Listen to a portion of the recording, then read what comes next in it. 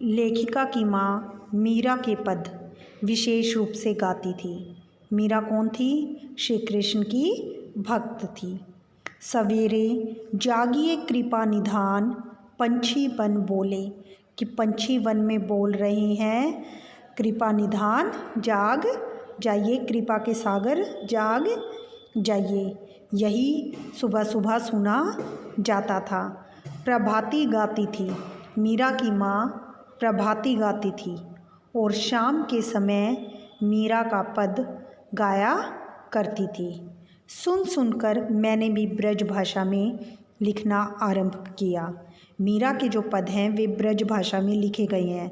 तो कृष्ण भक्त कवि थी, कवित्री थी, तो ब्रज भाषा में लिखती थी। तो जब लेखिका की माँ ब्रज भाषा में गाती थी तो उसने भी लिखना ब्रज भाषा में आरंभ किया।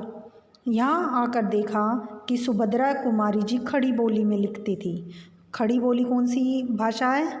भाषा का हिंदी भाषा का रूप है खड़ी बोली, जो हम बोलते हैं, ये खड़ी बोली का रूप है। मैं भी वैसा ही लिखने लगी।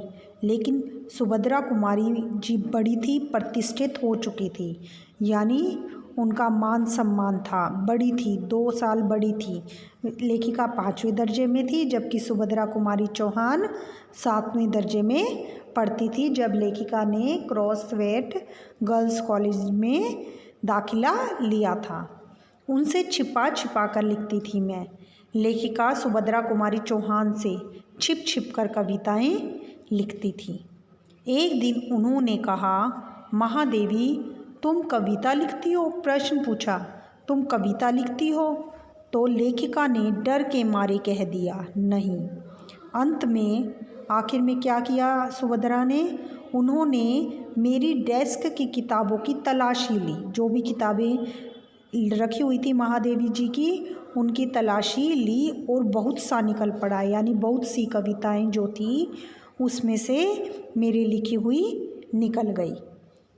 तब जैसे किसी अपराधी को पकड़ते हैं, ऐसे उन्होंने एक हाथ में कागज लिए और एक हाथ में हाथ से मुझको पकड़ा और पूरे हॉस्टल में दिखाया ही कि ये कविता लिखती है। यानी सुभद्रा कुमारी चौहान ने एक अपराधी की भांति मेरे साथ व्यवहार किया। उन्होंने मुझे पकड़ लिया और पूरे हॉस्टल में सबके सामने कह दिया कि मैं कविता लिखती हूँ। फिर हम दोनों की मित्रता हो गई, दोनों सहेली बन गई। क्रॉसवेड में एक पेड़ की डाली नीची थी। डाल नीची होने के कारण हम लोग उस पर बैठ जाते थे। जब और लड़कियां खेलती थी, जब यानी स्कूल में क्रॉसवेड गर्ल्स कॉलेज में और बाकी लड़कियां खेल रही होती थी, तब हम तुक मिलाते थे।